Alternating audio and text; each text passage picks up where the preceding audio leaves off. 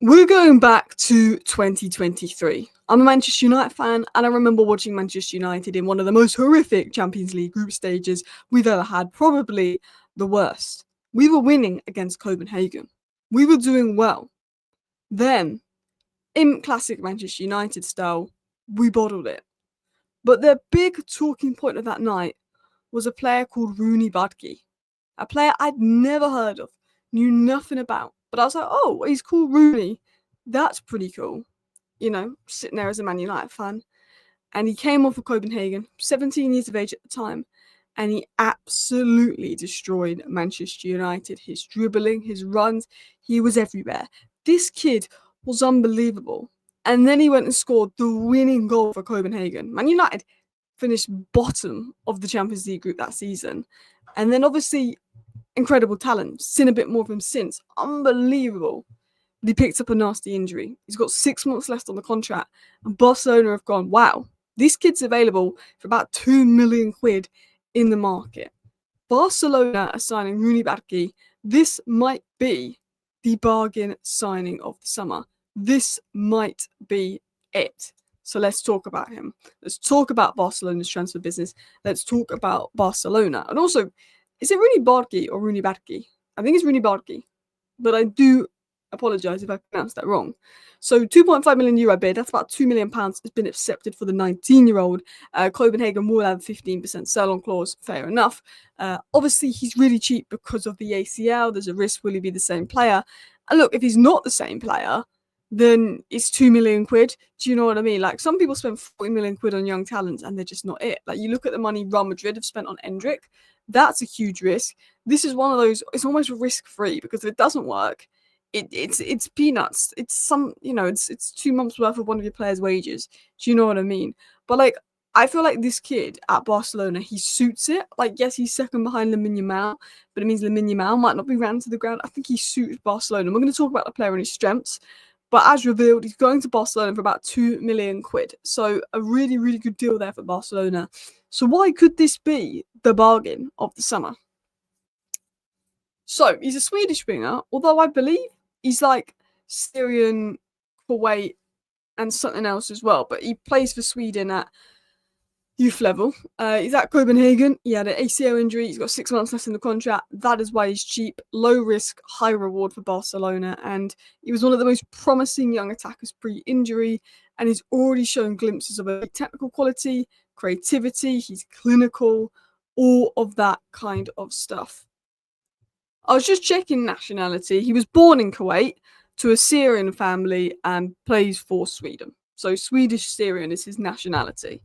So continuing on, he's very two-footed, stronger on his left foot, was very good on playing on the right, cutting in. And what he reminded me of is sometimes there's the aesthetics a player has when they dribble, the way they use their body, the low center of gravity, the way they can sort of navigate around people. And he had that.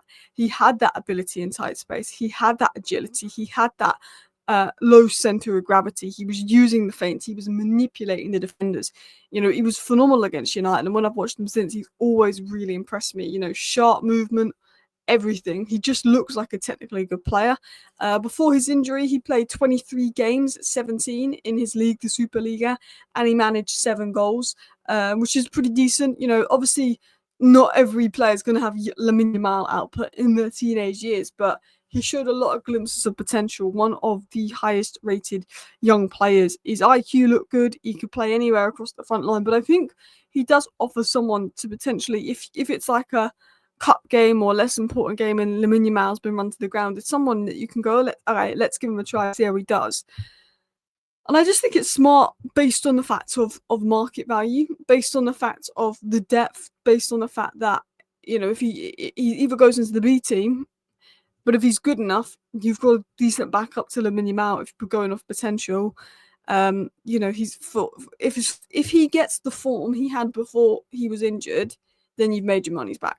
Like, even if you sell him in 3 years' time for £30 million, like, he might be a player you sell him 3 years' time for £30 million if he hits the form that he was showing before he got injured. And that's still very good. Even if he doesn't make it at Barcelona, there's a very strong possibility if he hits the form he was showing before, you're going to make profit on him. There's a very strong possibility you'll make profit on him. Look, it might not be it. He might flop. You might sell him in a few years' time for like £1 million.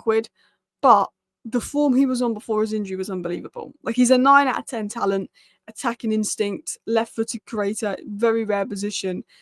And I think he fits Barcelona perfectly. We've seen how Hansi Flick gets the best out of wingers. And we're going to talk about Nico Williams and we're going to talk about Rashford, because Barcelona don't seem to be stopping there in terms of wingers and rebuilding their wings. But his arrival, can reduce pressure on Lamine Yamal, as I've said, if he proves to be good. If it doesn't, it goes into the B team. Rotational depth, potentially. But it's more about being an opportunity, £2 million, intelligent young player that's really good at dribbling, decent ball striking, good at creating off his left foot, technically good, low centre of gravity, brings a bit of flexibility, good 1v1. So yeah, I want to talk about other business Barcelona are doing. And obviously Nico Williams is one of them. They've gone for a more proven winger. They need that. They might also be looking at Marcus Rashford. But I think Barcelona, for the most part, are doing some quite good business. And in regards to Nico Williams, he's got the pace, he's got the 1v1 dribbling, and he's one of Europe's best wide creators. When you look at his performances for Spain, when you look at his expected assists, his ability to stretch defences, he's very good. I think his output in terms of goals could improve, and I do sometimes watch Nico Williams and think he's inconsistent. He had a lot of hype because of some good performances he's had. He had a lot of hype because of the Euros, but there's other times I've watched him and I've been very disappointed with his performance. And I think inconsistency is quite normal at the young age, but that's something he will need to work on. But when you're talking about defensive work rate, pressing, all of that, he fits Barcelona's high-intensity model. He's a proper winger, touchline winger, devastating, could play both sides, likes to make an impact.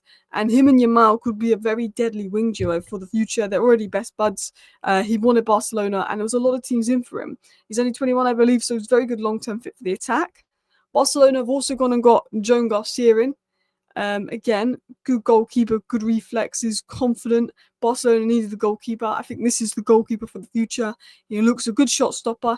He looks good at commanding the box. I mean, from what I've seen, and I've not seen loads of him, he's impressed me with his shot stopping. But the big one for Barcelona would be Marcus Rashford, because Rooney and Nico Williams, will Barcelona go for Marcus Rashford? No, I think Marcus Rashford would be excellent at Barcelona, and what he's got is proven.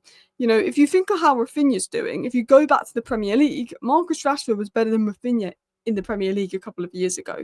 Marcus Rashford fought a rubbish Man United side, got 30 goals, something no Man United players done for years. And when he's good and he's in form and he's confident, there's no stopping Rashford. He likes to play left wing. He can fill in at striker if needed. He brings that versatility. But he's one of those players when it comes to pace, directness, cutting inside and shooting, transitional threat. He's phenomenal. If his confidence returns, he could get 20 plus goals for Barcelona. He's one of those players. Look at McTominay. You're at Man United. You leave Man United, boom. You're showing it. He shouldn't have come off versus PSG when Villa played him in the Champions League. He really shouldn't have come off. He was doing so well. But you look at him and you know that McTominay goes to Napoli, wins MVP. I think if Marcus Rashford went to Barcelona, he'd be absolutely phenomenal. So I actually think Barcelona are doing some very good, very underrated business. Anyway, let me know your thoughts down below, Barcelona fans. Thank you for watching. Bye.